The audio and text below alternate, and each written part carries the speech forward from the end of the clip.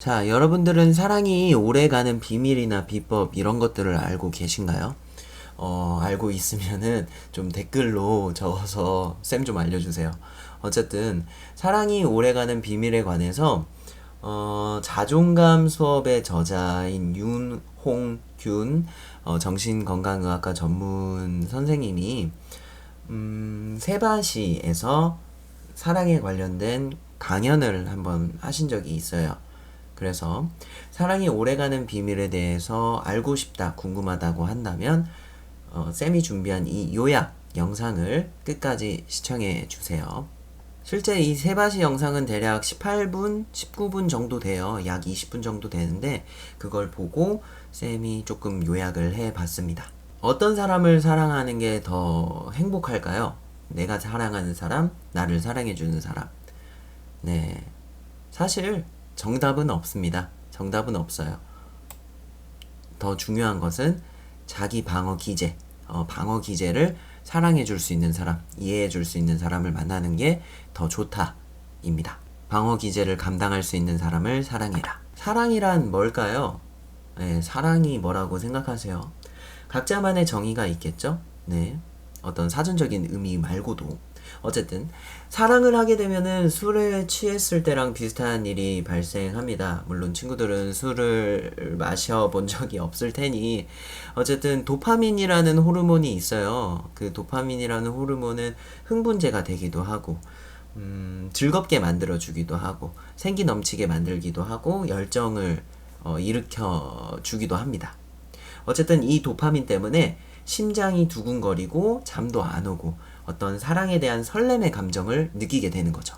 그래서 여담이지만 위험한 상황, 예를 들어서 공포의 집이나 혹은 놀이동산에 갔었을 때 그 떨림과 옆 사람이 혹시 같이 간 사람이 이성이라면은 그 떨림을 이성에 대한 떨림까지도 오해하는 경우가 있어요. 그래서 실제로 이 사람을 좋아하고 있구나, 떨고 있구나, 도파민이 분비돼서 내가 이 사람에게 호감이 있구나 라는 케이스도 존재하니까 참고로 알고 있으면 좋을 것 같아요.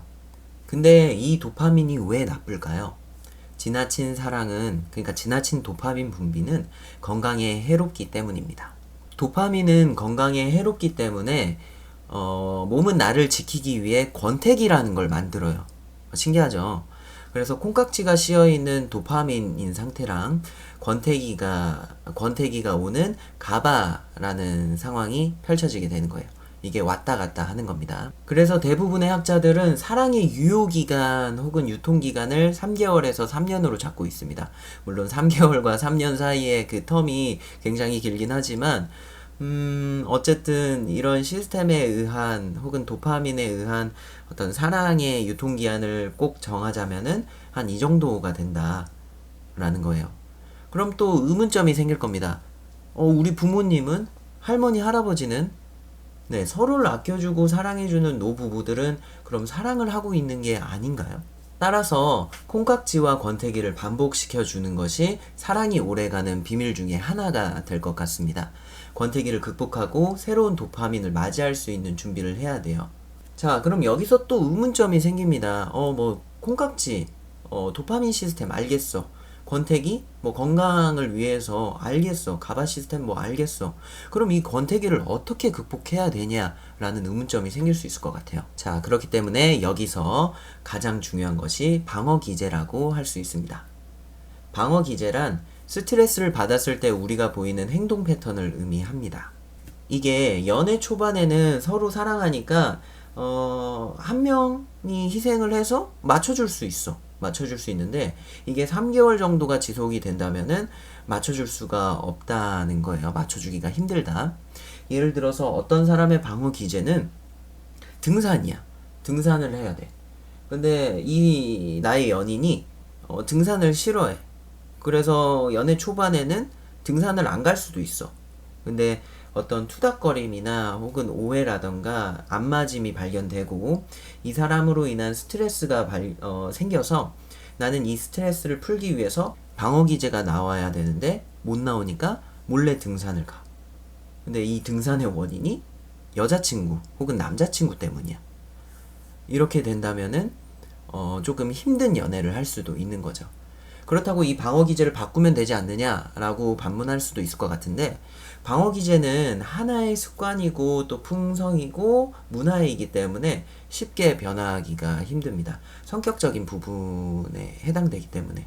성격은 보통 20살 이전에 다 완성이 돼요. 그리고 성격의 주된 원인은 집안 환경, 특히 부모님. 혹여나 나는 20살 이후에 성격이 변한 사람을 봤습니다 라고 한다면은, 그것은 뭐 사람마다 해석의 차이가 있겠지만 개인적으로 저는 성격이 변했다기보다는 사회적인 스킬이 늘었구나, 사회적인 테크닉이 생긴 거다, 사회적인 경험이 생긴 거다 라고 보고 있어요. 어쨌든 다시 돌아와서, 네, 도파민 때 헤어지는 커플은 없습니다. 대부분 권태기를 겪으면서 이 방어 기제에 대한 마찰을 겪고 헤어지는 사람들이 대부분일 겁니다. 때문에 상대방과의 어떤 갈등이나 문제가 생겼을 때 이 사람이 어떤 방어 기제를 사용하는지를 잘 관찰해야 돼요. 물론 당연하게도 자신이 어떤 방어 기제를 가지고 있는지도 잘 파악하고 있어야죠. 그런데 아직 사랑할 준비가 안 된 사람들은 또 뭘까요? 아직 사랑할 준비가 안 된 사람, 그리고 사랑에 대해서 미숙한 사람, 그 두 가지 대표적인 유형을 살펴보도록 하겠습니다. 첫 번째 유형은 사랑의 의미를 잘못 알고 있는 사람들입니다. 사랑의 의미를 희생, 복종, 연민으로 생각하는 사람들은 사랑을 하려고 하면 할수록 더 나쁜 결과가 발생을 해요. 그러니까 사랑은 사실 남녀 간의 어떤 이성 간의 윈윈이 되어야 되는데, 한 명의 일방적인 희생이나 한 명의 일방적인 권위, 이런 것들은 좋은 사랑의 형태가 아니라는 겁니다. 사랑은 존경이 밑바탕 되어 있어야 됩니다. 대등한 위치에서 대등한 조건으로 동맹을 맺는 것이지, 강요하고 수탈하는 것은 식민지배이며 따라서 적당한 거리도 필요하다는 겁니다. 생각을 해보면 너무 친하다는 이유로 서로에게 상처를 주는 경우가 많아요. 사실은 친하면 친할수록 적당한 거리를 두는 것이 이 관계 유지에 있어서 굉장히 중요합니다. 사랑하고 친하다는 이유로 그 사람의 어떤 영역을 침범한다던가 막대하는 행위는 존중이 없고 오히려 자만에 빠지기가 쉬워요. 이 사람에 대해서 나는 너무나 잘 알고 있고 이렇게 한다면은 이 사람은 괜찮아 라는 식의 태도는 좋지 않다, 옳지 않다 라는 거예요. 그게 또 사랑하는 관계에서 발현이 된다면 더더욱이 안 좋은 결과를 초래하게 되겠죠. 다음으로 위험한 유형 혹은 사랑의 준비가 안 된 유형은 안전을 해치는 사람들입니다. 애인이 화만 나면 공격성이 나타나는데 나는 사랑하니까 괜찮아, 감수할 수 있어, 이런 생각은 절대 하지 말아주세요. 화났을 때 공격성이 나타난다? 이게 본 모습이에요. 그 사람의 본 모습일 가능성이 굉장히 높아요. 특히나 술 먹으면 변하는 사람들이 있는 경우도 있잖아요. 술 먹었을 때 나오는 그 성격이 이 사람의 본 모습인 경우가 굉장히 많고 그럴 가능성이 굉장히 높다는 겁니다. 이런 사람들은 사랑하는 감정을 담아두기에 아직 미숙한 사람이에요. 폭력을 행사하는 사람도 그렇고 이것을 사랑이라고 받아들이는 사람도 그렇고, 또 육체적인 것뿐만 아니라 사회적인 안전도 중요하므로 나를 공격한다던가 나의 비밀을 폭로한다던가 혹은 나의 비밀이나 안 좋은 것들을 만들어낸다던가, 또 요새는 디지털 성범죄도 성행하니까 내가 원치 않은 무언가를 촬영한다던가, 이런 사람이 있다면 정말 조심해야 됩니다. 그건 사랑이 아니에요. 여기까지 사랑의 미숙한 어떤 두 가지 대표적인 유형도 살펴봤는데, 자, 그렇다면 어떻게 해야 성숙한 사랑을 할 수 있을까? 어떻게 해야 성숙한 방어 기제를 가진 사람을 만날 수 있을까요? 그것에 대해서 또 알아볼게요. 이 사람이 성숙한 방어 기제를 갖고 있는지 없는지 나는 잘 몰라. 그래서 테스트하는 경우도 있습니다. 일부러 스트레스를 주고 이 방어 기제가 어떻게 발현되는지를 보는 사람들.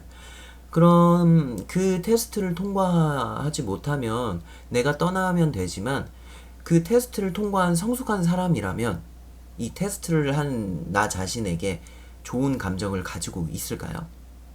테스트하는 것 자체도 미성숙한 방어 기제의 일부입니다. 때문에 우리가 먼저 성숙한 방어 기제를 갖춰야만 성숙한 방어 기제를 갖춘 사람을 볼 수 있고 판별할 수 있고 그런 사람을 만날 수 있다라는 거예요. 그렇기 때문에 내 자신이 성숙한 방어 기제를 가지기 위해서는 내가 원하는 건 이 6글자, 내가 원하는 건 무엇인지를 알아야 된다는 거예요. 세련되게 표현을 하는 겁니다. 내가 원하는 건 뭐뭐다라고. 내가 스트레스가 올라온 상황이기 때문에 갈등이 발생했을 때, 마찰이 발생했을 때 대화에 있어서 주어가 너가 되면 안 돼요. 예를 들면 너 때문이야. 너 때문에 내가 이렇게 됐잖아. 내 기분이 상했잖아. 라는 식의 대화는 안 좋은 결과를 초래할 수 있다는 거예요. 사랑이 오래 가기 위해선 내가 원하는 건 뭐뭐다 라고 솔직하게 얘기해 주는 것. 그리고 서로 간의 타협과 노력이 굉장히 필요하다는 것. 그리고 나와 맞는 방어 기제를 가진 사람 혹은 나의 방어 기제를 이해해 줄 수 있는 사람을 찾는 것. 이것이 바로 사랑이 오래가는 비밀이라고 말할 수 있을 것 같아요. 네, 여기까지 사랑이 오래가는 비밀 혹은 비법에 대한 어떤 요약 영상을 한번 만들어 봤는데요. 도움이 되셨는지 모르겠어요. 도움이 되셨다면 피드백 부탁드립니다. 자, 그럼 또 다음에도 유익한 영상 혹은 영상 요약을 가지고 찾아뵙도록 하겠습니다. 지금까지 시청해주셔서 감사하고요. 다음 시간에 뵙도록 하겠습니다. 네, 감사합니다.